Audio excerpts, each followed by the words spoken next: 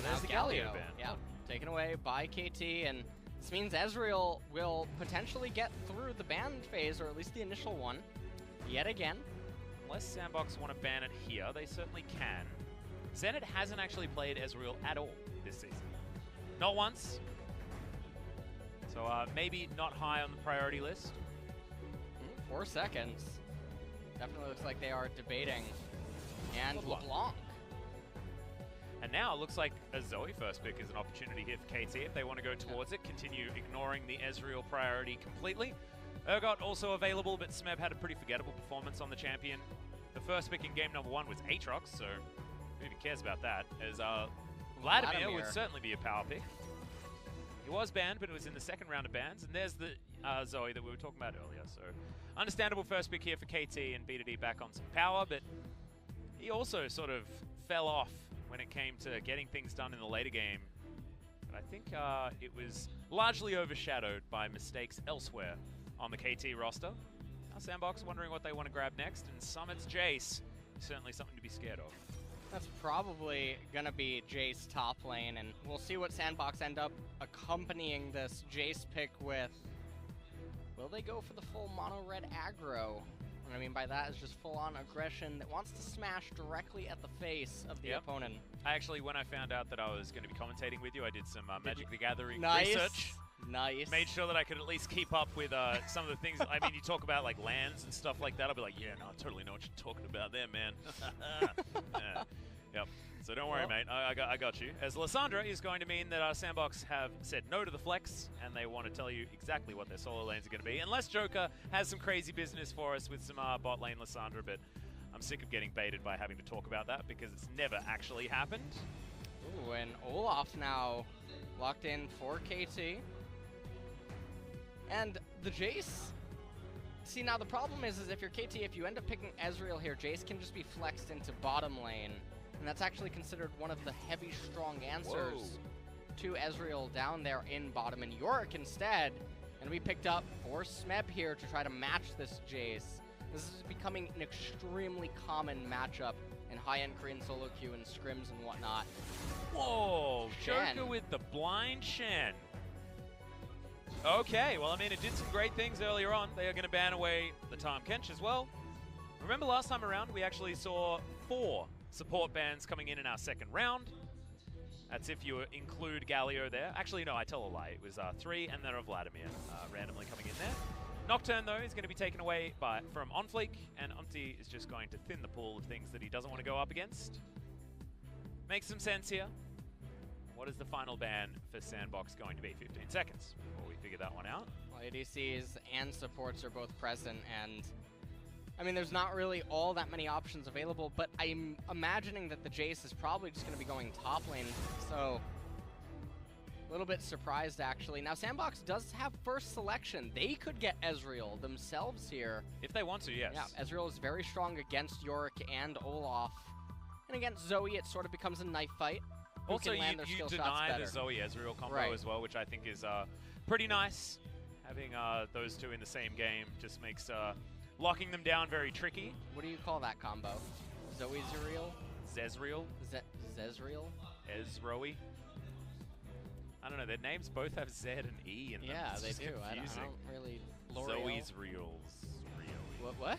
I don't know, Oreo? Camille, banned away on the side of That KT. was nice.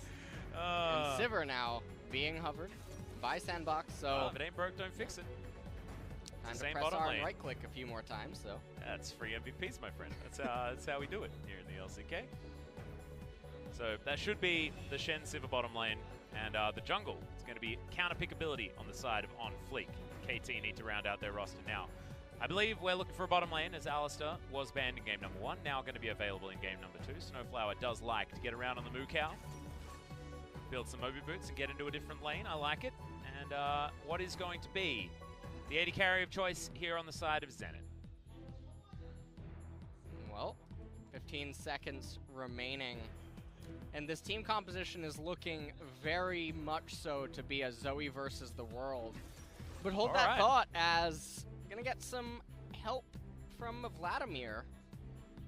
All right, so Vlad going to be coming in, laning on the bottom side of the map most likely. As on Fleek, considering his jungle choices, going to be up against an Olaf, so always going to be a difficult matchup when it comes to early game power. And of course, being able to keep up in farm is going to be a tough one. But Jax has a decent time trying to get some stuff done, and they're going to lock it in. How are we feeling about it, LS? I guess it's going to be Jax against Yorick. I've actually never seen this matchup, so I'm not entirely familiar with it. I wish that I had Hashinshin on speed dial. Well, no. That's Jungle Jax.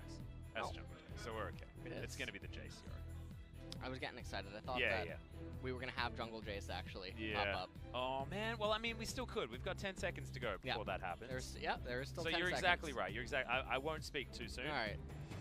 It's just actually surprising to see the Jax selected to be the jungle here instead of the Jace, because that would get him out of the matchup, and then maybe Jax has a good matchup against Yorick, but I guess that's not what we're going to be seeing. I think the Maiden ignores Counter-Strike when it comes to damage, so... I'm a coach, but... Maybe it's not a great matchup, actually. Yeah. As I believe it is going to be the Jungle Jax coming in. Yeah. Yorick, Olaf, Zoe, Vladimir, and Alistar. This team composition wants to go hard, and they have the ability to do so from the very first item. And then after that, it's mostly going to be the Zoe and Vladimir show. Reliance on setting up flanks and extremely good engages. But they do have the option of having Yorick split push later on in the game. Yeah. And trying to, fight inside of the Barrenside River. But on the flip side, for Sandbox, Jace, Jax, Lissandra, Sivir, and Shen. So a lot of aggressive engage, but definitely needs a little bit more time to wind up than the enemy team. Yeah, also I think it works quite well as a 4-1 composition, but when you've got a Yorick on the other side that could potentially get to a point where he's happy split pushing against the Jace, it might be theoretically like playing into the wrong playstyle based on what you're up against, but we'll have to find out as we hit the rift for game 2.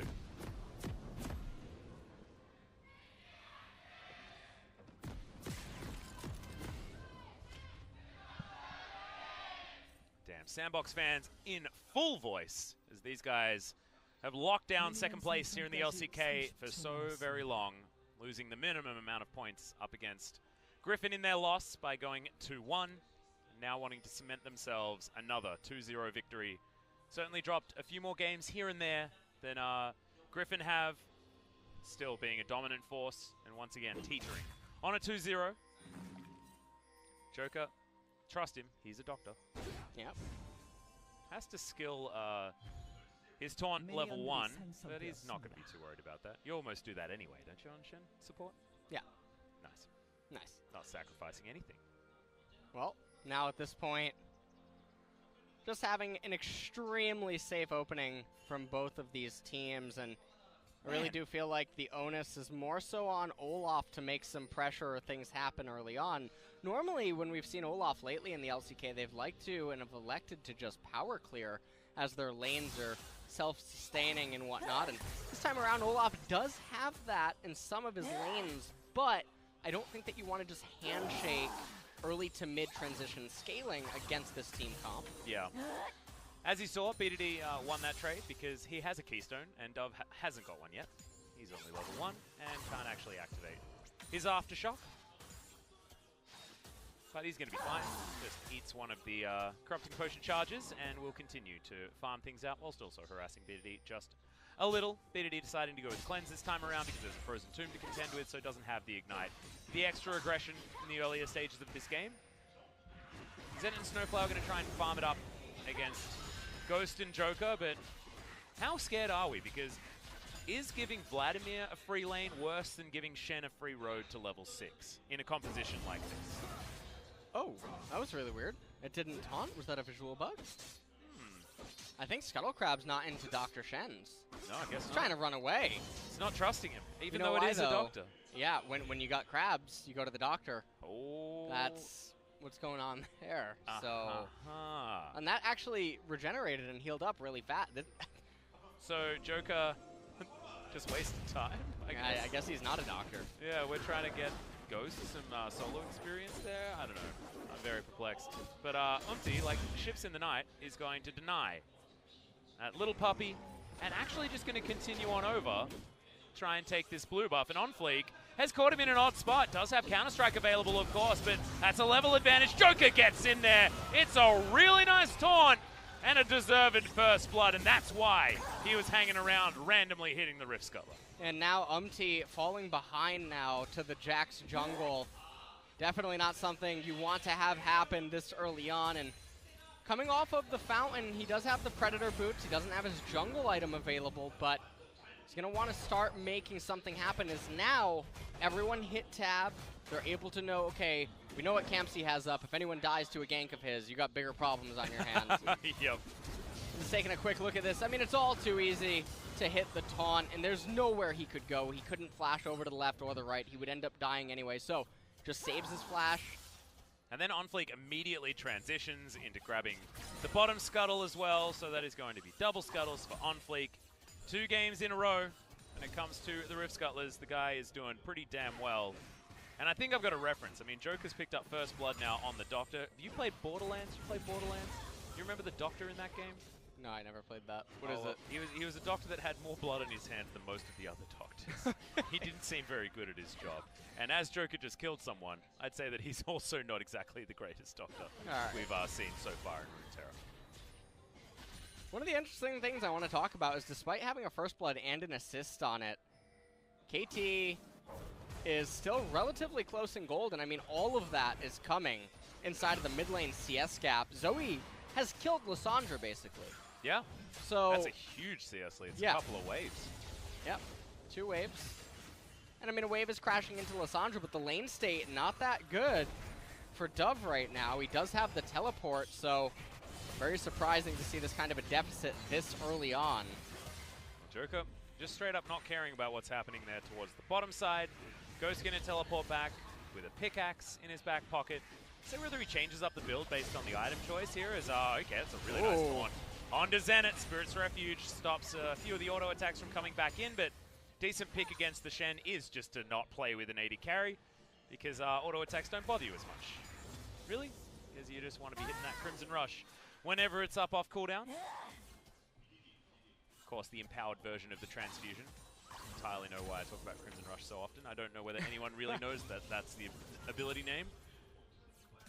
Well, at this point now, Snowflower maybe looking to make a play happen. It is just going to face check on Fleek, though. The stun is going to come down, Trouble Bubble, but he gets into vision. Circle of Frost there for Dove, but doesn't have level 6 available.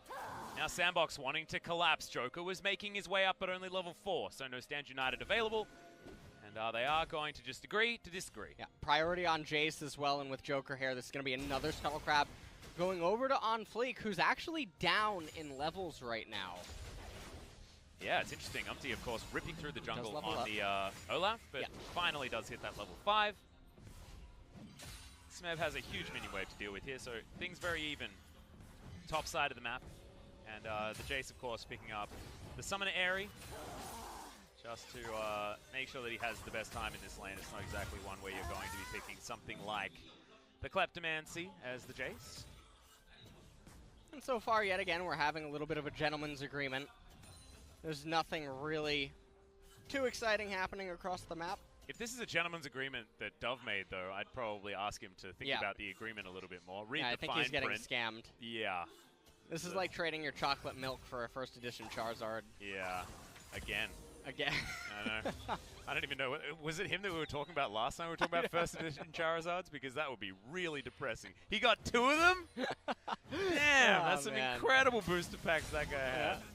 I remember there was a myth in my primary school about a guy who found a booster pack with only Charizards in it. Nice. Yeah. Was he instantly popular off that? That's when I learned what the word gullible was. Okay. At that point, yeah.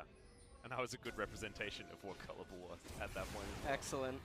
Yeah, 600 gold the lead for Sandbox Gaming after the first blood goes down, but so far no catastrophic mistakes here from KT Rolster. They want to get their Vladimir to a point where you can team fight. And they're going to have the Yorick there as well, splitting in the side lane. It's just worrying about whether or not this Sivir is going to get to a stage where these autos are going to work. We saw what Chovy decided to do to a Sivir, and that was murder. Yeah. Over and over again, and that meant that even if you get 4 items on your Sivir, if she's dead, she doesn't do anything. Right. It's a pretty decent strategy. As same rule applies to Alessandro. He'll take half of her health bar and damage there from BDD. And he picks up a Ghost, so he can run around if he wants to. See, there's a Ghost on both sides of the Rift. Smeb just seems to be dealing with giant amounts of red dots knocking on the front door of his tower, meaning that that turret plate is actually going to go down relatively quickly. Fleek in there as BDD ghosting around in the mid lane. Nothing really happening, but we could see something try to happen. But yeah, on Fleek actually moving pretty damn quickly here. Actually, he has the Malrung state of mind here as well. Oh. Going towards, okay, there's a face check from UmpD, but Ragnarok is in. And Dove just looking for the extra damage. Doesn't use the Frozen Tomb as BDD's there. Fair bit of damage going down as on Fleek. Down to about half health, but the Trouble Bubble going wide. Exactly right. UmpD lands the Undertow as the self-ult comes in from Dove. Joker comes on down. Level 6 available. Stand United already used. Top side of the map, I believe, is on Fleek, sorry. Oh my. Leap strikes okay, back. Finally. All right, we're going to hit a bubble, but there's no vision. I believe that was blind onto Dove. And that was a whole lot of stuff happening, but not a lot of results. You ever ate a sloppy Joe? No. That's what it would have. That's basically what it would look like. Just feel like the name ain't great. It's really not. You know, you just look at it and you're very displeased, and you just wonder why it's on the lunch menu. Yeah. And we're getting a replay of this instead of the absolute catastrophe that just happened in mid lane. So right there, we are seeing Yorick do Yorick things with the Iron Maiden. Stand United being called in from Sandbox. I don't think that's an Iron Maiden.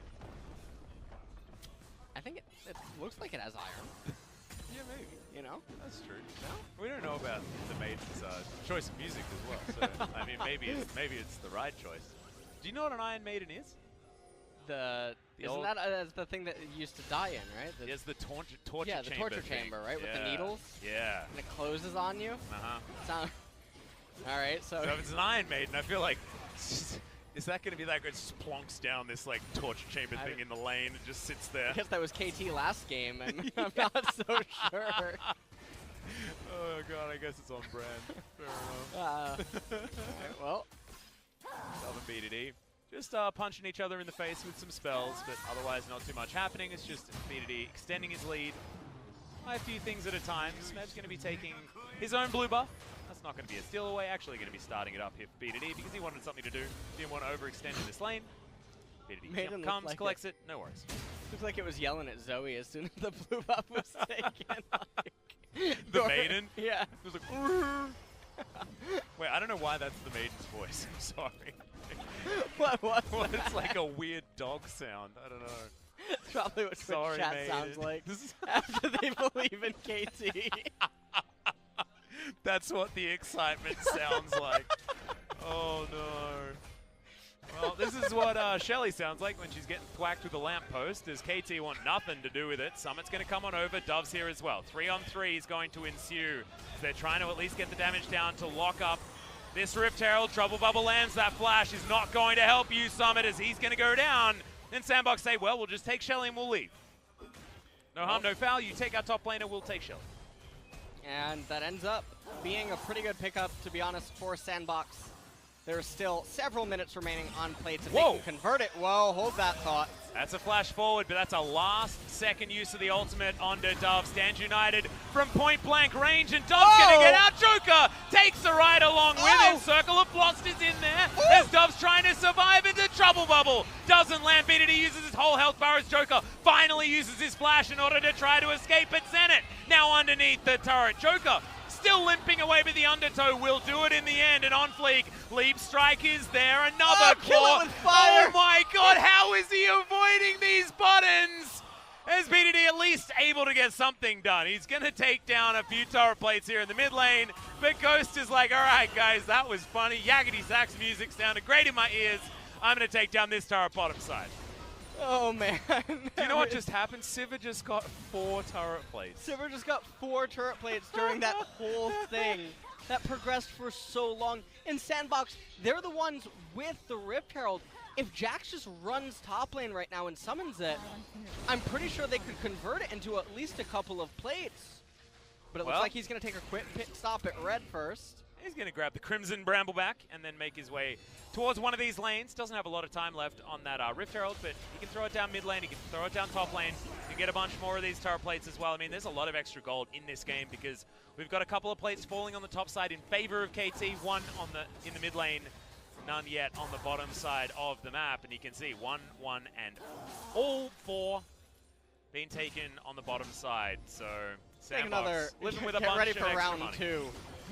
So right here, Summit, you can see him getting told to go to sleep, ends up flashing, but there's not really a purpose behind it. But nonetheless, his team managed to secure themselves the Herald during all of that. Dub, you're going to see him get told to go to sleep, and he says, you know what, I'll do it for you. I'm going to make my own bed, actually. Yeah, he's going to make his own bed. Joker says he wants to sleep in it with him.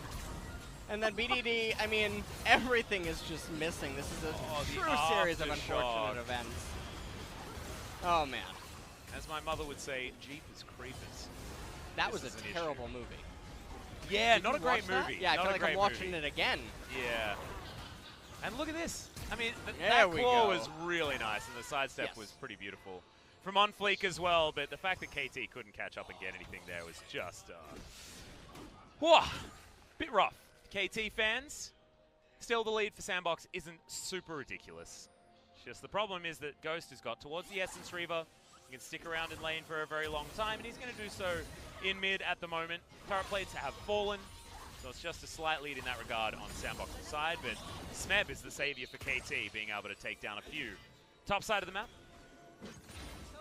And at this point, I mean, the game is going to enter into a temporary lull state. There's no neutrals anymore on the map. It's only 15 minutes. Yes, Sandbox, they do have some items on their side. Zoe probably going to end up completing her first core item, Proto Belt and Fiendish Codex on the side for Zenit. So he's almost ready to go with max CDR soon on the Vladimir. Yeah, basically has it here, level 9. It's very close. Yeah. Just needs that scaling stuff to stack up. Okay, Rift Herald going to go down in the mid lane. I mean, there's no plates to be taken here, but breaking that one open is going to be very important. As Dove, he's going to get jumped on here by Snowflower and headbutted back underneath his turret, which is actually where he wanted to go. Very strange situation right there as Summit moves on over. Yeah, I don't know why they're on the right-hand side. It felt like, okay, On well, the hunt, press there's R. the donkey whistle is on fleek.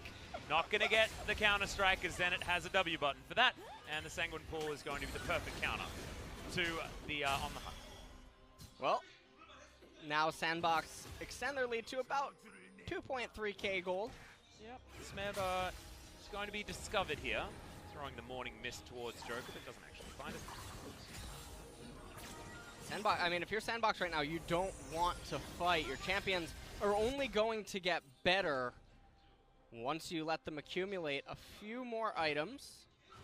Yeah, and I feel like as well, I mean, this 1-3-1 that they're playing works out pretty well, especially with Stand United available, and Ghost has the Essence Reaver this time, so he can just park himself in mid lane and keep things farming through. As you can see, the benefit of having that ridiculous skirmish where nothing really happened was that Ghost now has about a 40 CS advantage. And that's why he's got that farm bounty on his head. 550, the only bounty in the game, and it's going to be on Ghost, who's a 0-0-0 Sivir, sitting on a whole bunch of money, and almost, what the heck, 2,000 gold in the lead? Yeah. Turret plates are busted, dude. All of this gold right now inside of the Sivir is going to be really problematic because when the two primary carries that are meant and intended to deal damage to the enemy team, and you need them to blow up the Sivir inside of the team fight, she's going to be able to itemize resistances and shields, and look, you already have the Phantom Dancer being picked up. Was that outright as well when he went back to base? He had a lot of money He there. had a lot of gold. Yeah. And so Ghost is going to be extremely difficult to bring down, and once he ends up getting a Quicksilver Sash to add on a little bit more magic resistance and then making sure that he can never be put to sleep in addition to his spell shield, it's going to be so difficult for Vladimir and Zoe to really do anything as they're getting dogged down by a Sivir ultimate. Well, Summit, he's going to have the ghoulies on him. As OnFleek's going to come up and try and help him out here. It's actually the whole squad that are going to turn up, but Smeb walks pretty fast with this Trinity Force now completed. Ninja Tabai as well, but he'll be fine. See where Smeb is going to go. I know a lot of people were confused and upset about the Zarot portal being built by Swords Yorick earlier on today, so hopefully for their sake, we are not going to have that item. BDD poked his head over. So I'm not going to be too worried. might be careful about Umti, who came rocketing towards him, but not going to be too concerned about that one either, and now information given. Over to Sandbox, on fleek, turns up top side. Smeb, yeah, that Dark Procession not feeling too dark. To Summit, who just hypercharges, and everything is totally fine. Shoots it down very, very quickly. What's the next move here for Sandbox? What's the ideal play if you're Sandbox with a slight lead wanting to extend? Well, at this point, you just wait for Lissandra, complete her second core item, wait for Jace to complete that Black Cleaver. There's no reason to risk anything going catastrophic over a Clown Drake here at 19 minutes. But what about second Clown Drake? You know what? That's a very compelling argument. I'm going to have to go with no. Imagine the kid's birthday then, though. I mean, 2 clowns. 1 clown is creepy. 2 clowns, that's where the fun starts. Well, you know, on fleek, Counter-Strike is going to be available, so he'll be fine. And Summit actually jumps in on top of Umti, who's not as tanky as he really wants to be on the Olaf. Joker moving on to the side, and I feel like Sandbox are playing it out very similarly to the way you were talking. They're just playing cool, they're playing calm, they've got waves exactly where they want them to be. That push out from Dove was very effective. Bottom side, that's going to tie up Smeb for a little while, and that's all just time that KT hasn't been farming. Zenit coming on through, but he's wasting some of his buttons here and actually taking a lot of harassment. Yeah. The Cranecasters are going very loud. KT, if they end up having to fight over this Cloud Drake, that could end up being very bad. But I think Sandbox, they're content to just give it up. There's no reason to Well, I mean, they're not even really giving it up here, are they? They're trading it for this top outer turret. You'll probably take that global gold. That's one step closer to the Black Cleaver, to the Infinity Edge, to even more items coming in for Dove, who's looking for either Luden's Echo or maybe even heading towards the Zhonya's relatively early, depending on whether or not he has to use his stopwatch soon. On Fleek's going to dive on over. Dove gets on in there, and Smeb is in trouble. The Maiden's trying to help out, and Umti will turn up, but On Fleek is just doing battle with the top lane. A Leaf Strike comes in, and Joker secures that kill. That's what happens. It's not a 2 versus 2. It's a 3v2 because Shen exists on this map for Sandbox, and they play so well around it. Yeah, and they just managed to get themselves a very good advantage in temporary pressure relief. And meanwhile, in mid lane, look at Ghost on that Sivir. He just keeps farming up, almost 70 CS ahead. Dude. What the heck is this? He's going to go back home. Is that... Yeah, BF Sword and, okay, double control ward. I thought maybe it'd be pickaxe on top of it, and that's when you just can't, fight the Sivir at all at this stage. 20 minutes and almost 3 items on Sivir? Hell no, dude. He's like 240 at 20 minutes. Yeah, I'm not really quite sure what KT's hopes are. When you look at their team composition right now, York doesn't have the capability to start split pushing, but we're going to hold that thought as we take another look at what just happened. Smeb getting caught by Dove and On Fleek here. Umti saying, hey, I'm helping, but Stand United and Lissandra having that hourglass available to her. Yeah. Able to just turn that around, and then it didn't matter that Zenit was on his way, as there was no way to keep that fight going. And so, right now, you're KT and you're thinking, okay, well, we need a dream engage. We need some sort of a dream flank for Vladimir, and you're not going to be able to get that because your lanes can never get priority. And with Sivir being as far ahead as she is, what can you ever hope for? Yeah, I'm not entirely sure, LS. I don't think there's too many answers here on the KT side either, as Sandbox, 5,000 gold is the lead. Cloud Drake apiece is nothing to really worry about. As KT, that was the last objective that they were able to actually get, as Smeb's just getting picked on the Dark Procession. Not even a factor, because a front flip, and he's just going to die. So Jace picks that one up, and Summit made this Jace look like the counter pick and not the Yorick. Yeah.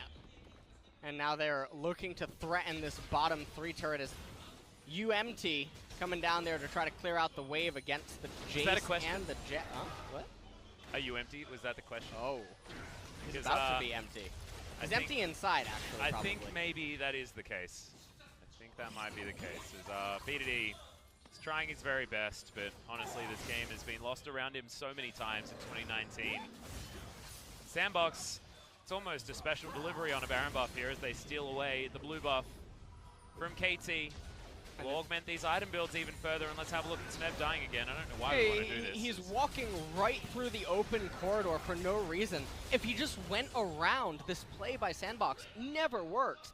But instead he felt, compelled to go that way rather than take the 3-second route the other way. Uh-huh. So Sandbox waiting on the horizon, again, punishing a mistake. And that was the story of game number 1. We're seeing it again in game number 2.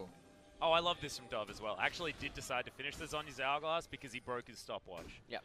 And as soon as he goes back, instead of going towards the Ludens or something like that, he is just going to make sure that he can go golden yet again because he just buys so much time on this Lissandra. That was why Umti couldn't actually help Smeb because he was trying to beat down Dove, but he just turned gold and then everything was A-OK. Floor of Doom gets him to relative safety. So now Sivir moving towards the top side. Very close to an Infinity Edge. 850 gold bounty. And sitting at 0-0-0. There's not a better thing to have as a Sivir than like this farm bounty here as Joker's going to have to flash to get out of the way. Snowflower's hunting him down, but he's not even going to be able to get the stun. This is really unfortunate for KT. Everything just keeps going wrong, and honestly, this game is looking a lot like Griffin versus anyone. Yeah, it's actually starting to look a little bit more like Sandbox versus Jin Air earlier on because it was just weird. It was weird, it was wonderful, but it wasn't exactly high-level League of Legends. You know, we said earlier that Yorick might be controlling the Leper Gnomes, but what if he's secretly the Father Murloc? Ooh. Right? I mean, those guys are extremely loud. They do, and they kind of sound a little bit, you know, like, I don't know. I think if those ghouls were underwater. That was a fantastic impression. It was a Have you subdued practiced one. that? Yes, of course I have. Come on, mate. I can tell you have no experience with that. If you've ever played World of Warcraft, you've definitely practiced being a Murloc. Oh, man. Whether you want to or not. Well. Okay, well, Sandbox at least running over Vision at this point, as KT do have a few wards here in this their own jungle on the bottom side, but that's not exactly where you want to have Vision. So On Fleet going to be soloing out this Mountain Drake, the first good one of the game thus far. And look at where Ghost's position. Now, Zenit, you want to be riding this down.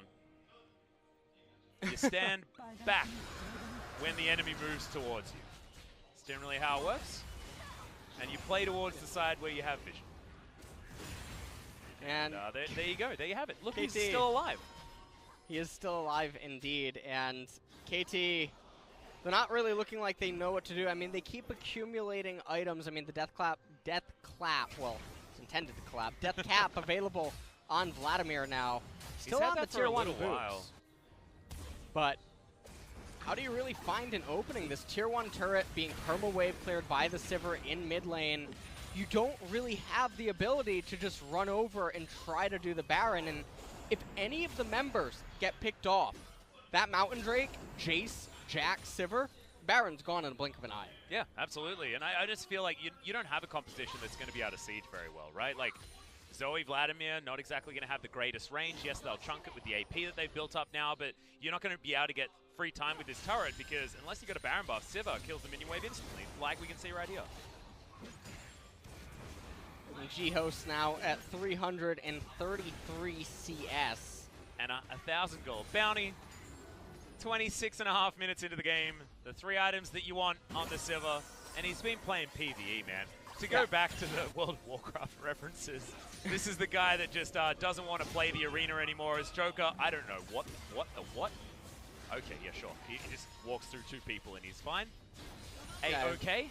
No idea what is going on here. And Clown Drake, I mean, it's coming up in 3.5 minutes, but should not be a very high priority objective for either team. And if KT end up feeling a little frisky and they want to get the second Cloud Drake for themselves, they're going to learn very quickly that that is a John Wayne Gacy if Sandbox just want to contest them there. Yeah, Baron is just definitely going to die at that point as well, as a couple of backs are actually seen on Vision here for Sandbox, so they can move in, clear things out. But you can see just passively, this game is getting further and further away from KT. We've got a Sivir that's scaling up. We've got a Jax who's also built Trinity Force after his Cinderhulk. So Onfleek is basically going to be a laner at this stage. The Jax is going to be very scary. So having gold bounties of this level when we've only had 5 kills in the 30 minutes of gameplay that we've had thus far is just ludicrous. But it's happening, something we're going to have to accept. You know, I absolutely love this. I love when every single game can start sort of turning into, you're wondering, it just removed the nameplates and you think it's Jin Air. Yeah. Because it's just wave clear after wave clear after wave clear. Now, let me hold on, let me turn the page here. We're going to have a team fight. Okay. And after the team fight, the game is going to end within a minute. And it's going to occur around the 30-minute mark, Atlas. Does this script of yours that you're reading look copy-pasted? No, not at all. It doesn't? I've seen look it a like few times in LCK. Doesn't look like a photocopy? Yeah. Okay, that's a Sanguine Pool again that's going to stop the counter-strike, as On Fleet could be in trouble. Hemo Plague, though, is not going to be enough, and the flash there from the Jax is going to be okay. Summit right on the backside as the Maiden is in amongst this fight, as well as Sandbox going for some sort of collapse here as On Fleek's trying to get his health bar back. You can see minions knocking on the back door of the KT Villa. And it's going to be Summit that's going to move in here first. Dove's going to come down as well. Smeb's trying to help out here. Oh. And they're going to lose this turret. Dove might not be in the right spot, but if they can deal with Smeb early enough, that could actually be a huge deal. And Stand United is going to be available. That's a massive knock-up coming in from the Alistair. Snowflower's trying to save this game for KT Rolster. Inhibitor turret does fall down, and now Siva with spare time in the mid lane. Summit over there as Smeb's underneath his inhibitor turret, and Snowflower's not going to be able to catch him. The flash is there for Summit. And now Joker's just having fun underneath this turret while the rest of the base is getting torn apart. Ghost, can he actually get the work done? The answer's no. And they will lose a couple of members here, as that was a weird exchange, but one that I think Sandbox are okay with. Yeah, I definitely think that Sandbox are okay with that. I mean, they have open access to the base now. And take another quick look at this. Summit goes on to Smeb. He's locked up by Dove, and he just barely manages to escape right there. And that was a really clutch knock-up by Snowflower on this Alistar. Umpty coming in to try to do Umpty things. And meanwhile, Ghost is barreling down mid lane. And then Smeb decides that he wants to recall in between the inhibitor and the turret. Not quite sure why. He just walked up and kept walking. He wouldn't have died, but yeah. Unfortunate there. Vladimir does end up picking up a double kill here. And that is really important because Vladimir is the only hope KT has right now alongside the Zoe. Zoe doesn't have the death cap yet. Well, Spellbinder is completed here for Zenit as well. Split push, engaged. Normally this is very weak. Oh, but here we go. From red team. I love this. Using the Jax as a split pusher, though, from the jungle. Jungle experience is nerfed. Well, that doesn't matter. Throw him in a side lane. Things will be okay. Summit's down there on the bottom side. No inhibitor turret to speak of, as teleport is down for Smeb, not down for Summit. So Baron, a very clear option for Sandbox, and we know that they love starting the Baron. Give them an opportunity to start Baron, they'll start Baron. I mean, it's almost reaching a point where you can two-man the Baron with Jax and Jace or Jax and Sivir as long as you have enough priority, but KT should definitely be able to sniff that out and then just go and defuse it. The blue trinket available there for that one is another Clown Drake going to be going over to On Fleek here. Teleport from Ghost gets him back into the mid lane. Awesome. Yeah, look at that. Let me tell you what he's going to do now. He's going to come into mid lane and he's going to wave clear. Yeah, do you know what he did? He went back and bought a Guardian Angel outright. Nice. Already had a QSS. Excellent. Sivir is really far ahead. He's Flame Horizoned already over Zenit. And Summit is trying to get away from here. Acceleration Gate is going to be enough on top of the Youmu's. And, all right. Your move, KT, I guess. We'll get another Flame Horizon in LCK. Well, that Trouble Bubble is going to get stepped on there by Ghost, who has to use his QSS. Another bubble lands onto Joker, who uses his QSS to get out of it as well. Now Sandbox have to fight without two cleansers being available, as Morning Mist doesn't find the target there from Smeb. Didn't have any ghouls around either, as Umpty throws an axe into Joker. Joker not too worried about it. Flake trying to get the snare up. Goes golden to Zumpty as Snowflower gets the headbutt pole. That's the front line getting tagged onto here by Sandbox, as that's going to be the first kill. Dove, no! He eventually goes golden right at the right time, as Stand United not going to be enough. The first kill actually going over to the cow, as Snowflower is trying desperately to carry this one. Summit over to the side. He wants to go back bottom side of the map as Sandbox. They lose their mid laner. Yeah. Nothing else happens. This is a really, really big win for KT, and unfortunately, they didn't manage to get any of those bounties that are on the Jace or the Sivir, but it is some much-needed pressure relief. We're going to take another quick look at this right now. Empty getting absolutely gutted, but using that stopwatch, able to live just long enough for BDD to get in behind, and Dove using his ultimate on Snowflower, extremely questionable. I think that must have been a misclick, yeah, right? Should have had his thumb on the ult key and just self-cast it. Not really quite sure what he was doing there, as the Alistar was not a threat by any means. And so now, looking like round 2. Yeah, KT running it up mid, as Summit is going to be there with the accelerated shock blasts to help clear out this wave. Ghost there as well. So wave clear is not something that Sandbox are worried about, and KT need to try and use this to get themselves in a position to take a Baron. But how are they supposed to do that is the question that I have. 6,000 gold is not exactly insurmountable as far as that lead is concerned, and if KT can win a fight, they get so much more gold. Yes. On top of everything else. They are very close to Smeb having a GA. Zenit is really scary. You finally do have the death cap on BDD. Like, KT are scaling. Yes. And OnFleek is out of position. And right now, yes, there is a 7, almost 8K gold lead on the side for Sandbox. Okay, Summit making a donation. Yeah, but Sandbox need to be running towards this Baron right now. They are pinging onto it. They do have a GA to get through here as BDD comes on down.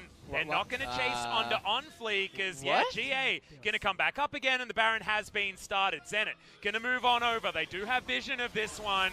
There's Dove and Ghost doing a fair bit of damage here. Joker wants to find it, gets the taunt on. As there's the flash forward. Can they get enough CC to CC, but not going to be enough, as Zenit's running to high heaven to get out of here, as a trouble bubble is going to land. Ghost has that QSS available again, but Sandbox, they're off the Baron, and they have to run. This might actually be KT now being able to get the Baron. All of the members are... Never mind. All right, we're stuck in this forever. Yeah, the mid lane has minions in it. LS, okay. Oh, man. If this was our last series, that was a dead Sivir. Or that was a dead whoever was backing there. I think it might have been Joker. Okay, Baron's going to be started up yet again. Snowflower's trying to get some vision in here, and there's not a lot of vision available for Sandbox as the trouble bubble goes wide. That actually could be very pivotal, as there's a special delivery on the Shen. Zenit now has the full bar and goes in there. Hemoplate goes down, as that's going to be Lissandra falling, and KT, they pile on in, and they're able to grab the kills. That is so much money onto Smeb. Good God, how many items can he build now? About 100. Most likely is now Summit wants to donate himself onto this KT squad. He's ignited. OnFleek does get some CC down, but the Jace should be okay. There's the flash out from OnFleek, and he's going to survive for the moment. Oh my goodness, the Yakety Sax needs to be queued very hard for all of these guys, as the Baron will eventually be taken down. KT do lock that one up, and finally some respite as BDD, he's hit all of the bubbles that KT have needed to get them back into this game. He's definitely making up for his early game performance. We'll take another quick look at this. So Sandbox approaching the pit very recklessly, and Snowflower with that flank knocked OnFleek right out of his stun. And then it was all too easy. I've seen plenty of movies to know where this was going, as Sandbox just got completely obliterated right in that corridor, and Summit wasn't present down in bottom. And all of this started because Ghost was holding his flash to kill Vladimir, and he was just a second too late. And then after that, everyone was on full retreat, and now this is Sandbox's last chance to try to win the game. If they can beat KT at the Elder, well, they can definitely still win. We've got a Frozen Tomb here. We don't have Stand United. Trouble bubble now on cooldown. Snowflower looking for a flank, as you can see. Outside of vision is the cow, as it is going to be a 50-50 as OnFleek gets itself in there. It's BDD that grabs it, and now KT have so many extra stats, and Snowflower makes his way in. Summit is taken down. There's no more Jax, as Dove is trying desperately not to burn to death, but the Elder Drake is going to say no to that one, and KT Rolster, they've turned it around. And you can see the pings now down on the bottom lane, as Ghost, he made it his life's mission to try to clear that midway. Wow. Okay, Snowflower going to get the headbutt back onto Ghost, but that's just going to buy some time here, as we're looking to open this door. Snowflower wants to stun, isn't going to get it just there, but thankfully the QSS is available for Ghost. Meanwhile, this inhibitor turret is not long for the world, but how much further can KT push? They've got a Maiden. They've got so many things. Umti even flashing to get towards inhibitor turrets as Joker gets back. He gets exhausted and pummeled into the ground. Nexus now going to go down, and we've got a game number 3 on our hands. KT fight back against Sandbox. And you look at the manner in which KT just won this game, and you wouldn't have expected it after the early game.